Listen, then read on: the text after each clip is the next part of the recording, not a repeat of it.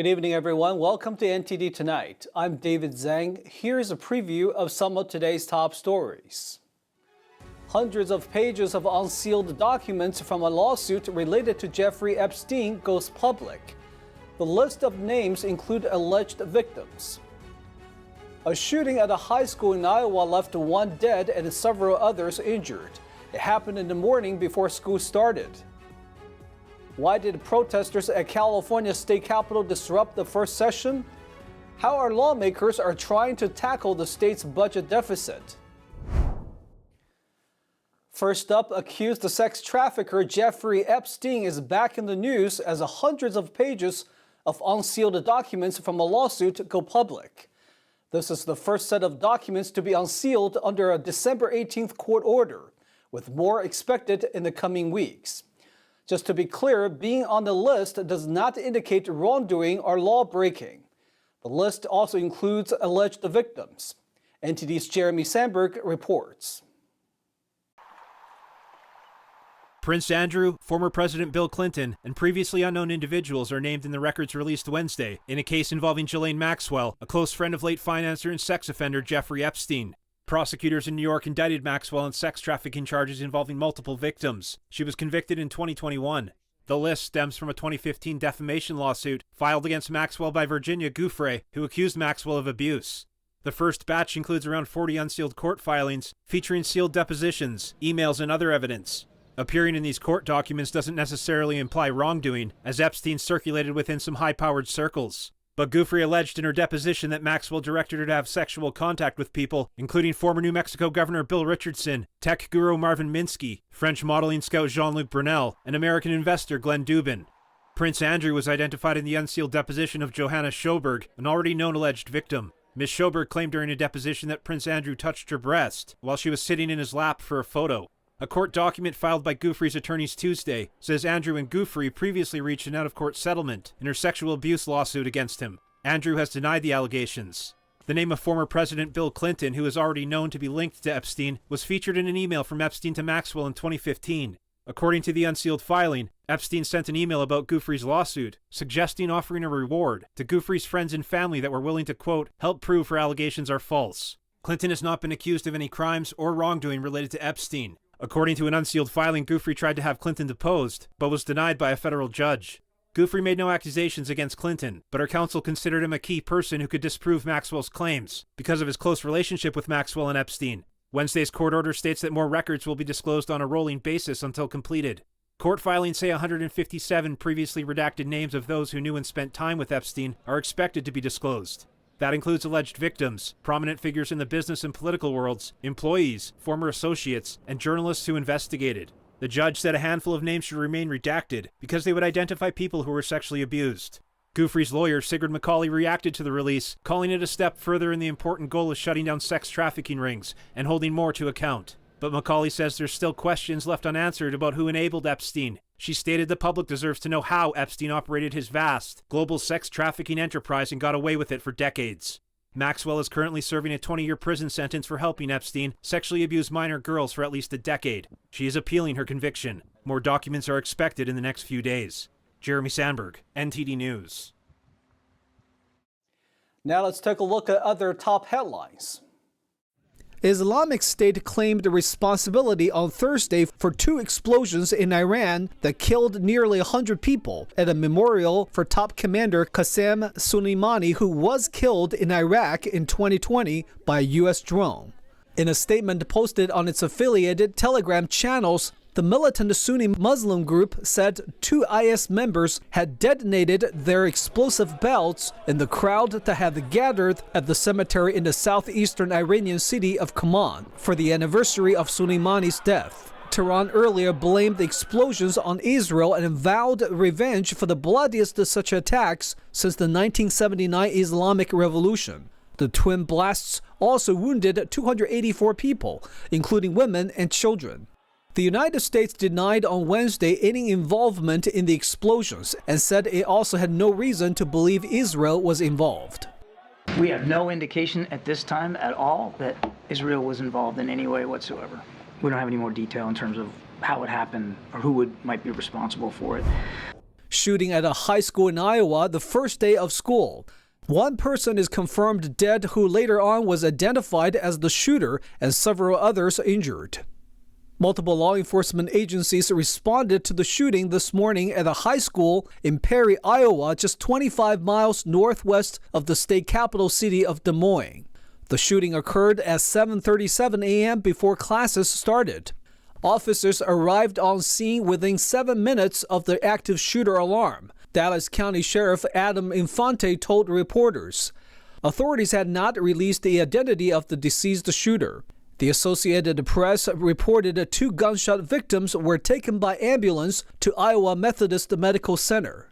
Perry Elementary School announced via a Facebook post that classes would be canceled tomorrow and said that there would be counseling services available at the Perry Public Library for those who need it. Texas and federal government locking horns over illegal immigration. The Justice Department on Wednesday filed a lawsuit against the Lone Star State over a law it enacted last month. Texas Law SB 4 allows state authorities to arrest, detain, and deport immigrants crossing into Texas from Mexico illegally. The Justice Department says the law is unconstitutional, calling it a violation of the Supremacy Clause, which says that federal laws usually supersede state laws. The Texas governor discussed the court case on Fox News. Texas is the only government in the United States of America that's stepping up, trying to stop illegal immigration by building our own border wall. The state of Texas sued last year to block the Border Patrol from cutting the concertina wires on the banks of the Rio Grande. Last month, a federal appeals court ordered Border Patrol agents to stop the practice in favor of Texas while court proceedings play out. The Biden administration filed an emergency appeal Tuesday asking the U.S. Supreme Court to allow it to remove wires at the U.S.-Mexico border that was installed by Texas. Capitol buildings in multiple states were temporarily shut down and evacuated yesterday. Officials say a mass email bomb threat was sent to several state offices across the country. The sender claimed to have placed explosives inside, quote, your state capital, although no specific state was mentioned in the email. It's not clear if other email threats were sent. The threat affected the Capitol proceedings in Kentucky, Mississippi, Georgia, Connecticut, Michigan, and Minnesota. No states have reported finding any threatening items in those buildings. The FBI issued a statement saying they were aware of the incidents, adding it takes hoax threats very seriously because they put innocent people at risk. The government agency said they have no information to indicate a specific and credible threat. Speaking of state capitals, protesters chanting and singing took over California's state capitol, disrupting the first session of the year. Lawmakers are also grappling with a historical $68 billion budget deficit. NTD's David Lamb reports. Unanimous consent to suspend the Assembly Rule 25.5. Over 1,000 protesters took over the California State Capitol building on Wednesday, demanding an immediate ceasefire to the war in Gaza. The Assembly adjourned their first legislative session of the year, expected to tackle the state's budget deficit. Protesters chanted and sang, causing a lawmaker to acknowledge the right to protest, but said the legislature must be able to meet without distraction. Protesters went to the rotunda for several hours. Some said there were hundreds of Jewish people calling for an end to the war. Others suggested California taxpayers' money should not be used to fund foreign wars. The Israel-Hamas war in Gaza-Palestine began after Israel was attacked by Hamas terrorists October 7th. Following the terrorist attack, Israel responded in force, with tens of thousands reportedly killed in Gaza. At the California Capitol, Highway Patrol responded to the scene, but no arrests were made. Protesters then walked to a nearby park, joining forces with another pro-Palestinian protest. Organizers said protests will continue until the end of the war. On the same day as the protests, Republican Assemblymember Bill Unsealing introduced a bill to revoke all taxpayer funding for health care for illegal immigrants. California is grappling with a historic $67 billion budget deficit, while the U.S. faces a border crisis. He also pointed to, quote, historic inflation and the highest cost of living in the nation. David Lamb, NTD News, California. We'll take a short break now, everybody, but here's a look at what we have for you when we come back. U.S. lawmakers toured the southern border to call for changes to border policies. We'll hear what the situation is like at Eagle Pass, Texas. A father and his son were arrested and charged for murdering a pregnant teenager. The reason for the deaths are believed to be related to a drug deal that went bad. The Golden Gate Bridge in California finally completed a net to prevent suicides. It comes after people keep going to the iconic bridge to take their lives for decades. Those stories and more coming up on NTD Tonight.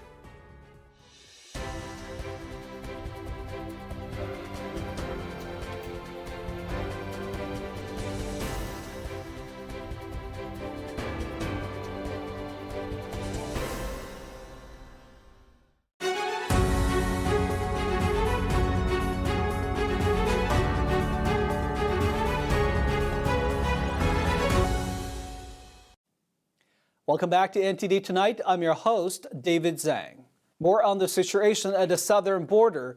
Congressional lawmakers visited Texas yesterday to call for changes to border policies. What are lawmakers saying and what is it currently like at the Eagle Pass crossing point? Here's NTD's Jason Blair. Jason, could you tell us more about the Wednesday congressional visit to Eagle Pass, Texas? Yeah, there were 64 members of Congress visiting the area representing 26 different states. Now, they were touring different facilities. They were talking to local law enforcement, judges, ranchers, people that are here every day on the ground to get an idea of what's really going on today.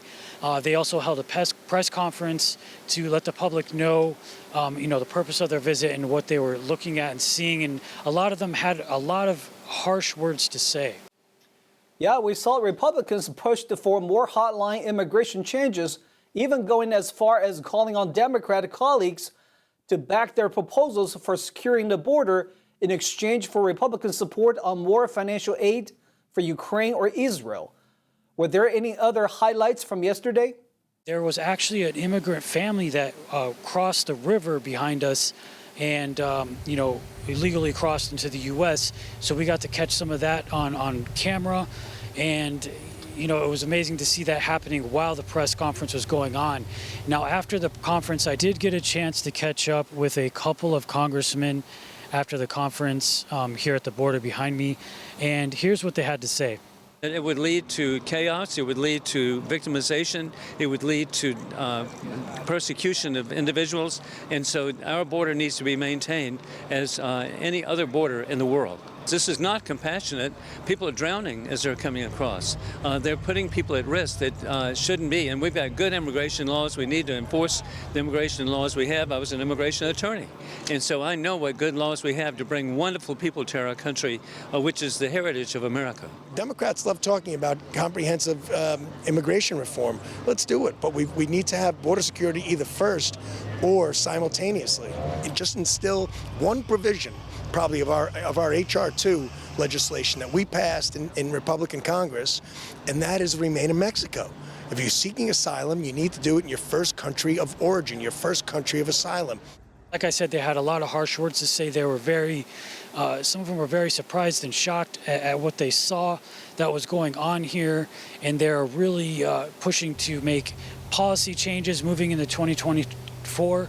And a lot of them talked about going back to some Trump-era policies that seem to be working a lot better than what they saw going on here today. Thank you, Jason, for the report from Eagle Pass. Thank you. A father and a son have been arrested today in connection with the killings of a pregnant Texas teen and her boyfriend after their bodies were found last week. NTD's Christina Corona has more on the story. 19-year-old Christopher Preciado faces capital murder charges in the deaths of 18-year-old Savannah Soto, who was 9 months pregnant, and her boyfriend, Matthew Guerra. Christopher's father, Ramon Preciado, 53, is also arrested on corpse abuse charges for allegedly assisting in moving the bodies. A capital murder conviction may result in the death penalty or life imprisonment. The San Antonio Police Department confirmed the charges in a statement posted on Facebook, saying additional charges may be pending, potentially tied to the unborn child's death. Officials said that Soto's family became concerned when she missed an appointment to be chemically induced to give birth, a procedure that is provided to women who have exceeded their due date or face medical risks. Detectives believe the deaths were related to a narcotics deal that went bad. The SAPD posted on X security camera footage near the crime scene, with one man driving a dark Chevrolet Silverado and another driving Guerra's Kia Optima. The two appeared to speak to each other before driving off in separate directions. Both bodies were found on December 26th, but the alleged murders took place 5 days earlier on December 21st. Christina Corona, NTD News. California's famous Golden Gate Bridge has been a hotspot for suicides for decades. Now it finally has a net to prevent people from taking their own lives. NTD's Eileen Eng has more. The iconic bridge with sweeping views of the Pacific Ocean and San Francisco Bay has long been a destination for people seeking to end their lives. More than 2,000 have plunged to their deaths since it opened in 1937. A group of parents relentlessly advocated for a solution for 2 decades. Now, a deterrent is in place in the form of nets installed on both sides of the Golden Gate Bridge. It's stainless steel, and it has some give in it. And it's designed to catch people as they fall into the net. It's pretty sad and terrible when people take their lives jumping off the bridge. So any way we can help them by saving a life, it's great. In 2014, Golden Gate Bridge Highway and Transportation District officials approved the project for $76 million, which later rose to nearly $207 million. Work on the nets began in 2018. They were 20 feet wide and 20 feet below the deck, so they are not visible from cars crossing the bridge. The nets, added to both sides of the 1.7-mile bridge, are built with marine-grade stainless steel that can withstand harsh environments, including salt water, fog, and strong winds. Critics of the project argue too much money is being spent, but supporters of the net point to studies by Harvard University and the University of California, Berkeley, showing that most suicide survivors will not attempt suicide again. You know, you only get 4 seconds, and they've already changed their minds, but they can't do anything about it. But if you try hanging, you can rethink that. If you try an overdose, you can definitely rethink that. So over the decades, suicides by so many methods have decreased, and Golden Gate Bridge is the only one that's increased. Dana Whitmer had a 20-year-old son who committed suicide at the bridge in 2007. She is now a suicide prevention activist. I don't think he would have tried it. Because a lot of people, when they're that focused on a method, they don't see anything else around them. And if they get to that point where they can't do it, they kind of just throw their hands up and sort of walk away. And I'm thinking that's something he would have done. In the coming months, workers will add some finishing touches. While the nets are meant to prevent a person from dying, a fall to the net can still cause serious injuries. If you or someone you know is struggling with thoughts of self-harm, call or text 988 to connect with the Suicide and Crisis Lifeline for confidential support. A new season for a brand new league and the Pro Bowl announced that their top voting leaders. Here's NTD's Tyler Castillo for more. The PWHL had its inaugural regular season opener earlier this week. The PWHL, of course, standing for Professional Women's Hockey League. It was New York versus Toronto in this women's matchup, as New York won with their first shutout in league history, courtesy of Corrine Schroeder. Some big names that were playing in this game included Sarah Nurse, cousin of NHL Darnell Nurse, and Alex Carpenter, who's the child of Bobby Carpenter, who is a U.S. Hockey Hall of Famer. We look forward to providing more updates on this new professional women's league. The NFL had its Pro Bowl votes revealed. Brock Purdy, who was selected dead last in the NFL draft, is now leading the league in Pro Bowl votes, so now he is dead first. On the topic of the 49ers, 9 49er players were selected into the Pro Bowl, with 3 of them finishing in the top 5 in voting. Brock Purdy and Christian McCaffrey were top 2 in voting, with the third being Tua Tagovailoa, and fourth being George Kittle, and fifth being Travis Kelce. For the 49ers, this is the first time since 2002 that a quarterback has been selected into the Pro Bowl, the last being Jeff Garcia. And mentioned once before, Brock Purdy and Christian McCaffrey are in the top selections to possibly win the MVP award. It is only a matter of time to see how the 49ers do with their all-star studded team this season.